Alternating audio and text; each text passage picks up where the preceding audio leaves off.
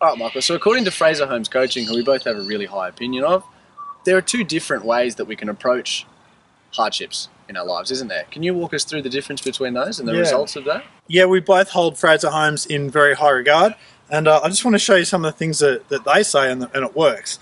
And one is that when you've got a teenage son and he's facing a tough time, he can either face up to what he's dealing with or he can run away.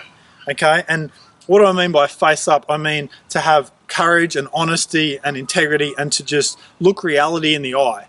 But by face up is what I mean there. And what do our teenage boys get from that? They get confidence, they get peace, and they get a sense of self-assurance. And then what do they learn from that?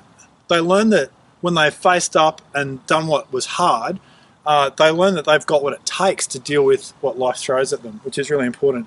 And the belief they get out of it is that they're good enough and that they're going to make it. Really important for a teenage son. The alternative is not so good, and that's the sort of running away approach. And what do I mean by running away? I mean when our teenage sons, and my goodness, I know 50-year-old men who act like this. They pretend and they hide and they lie and they procrastinate and they just won't face up to a hard issue. And basically they'll blame others and provide every excuse to not have to confront that issue. And for your son, they may be in that stage with this bullying issue they're dealing with, but we want to move them out of that. Why do we want to move them out of that? It's because running away from things creates shame and guilt and anxiety. That's not going to build self-esteem in our kids. And from it, they learn that they don't have what it takes to face life.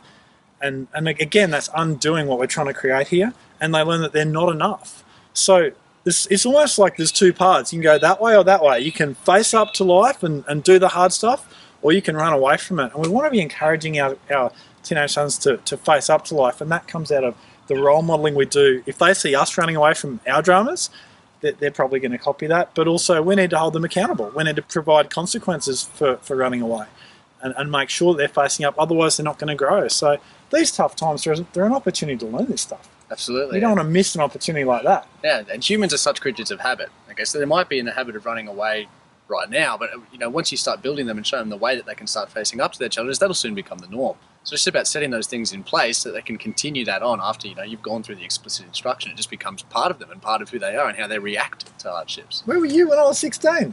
That's so true. Good stuff.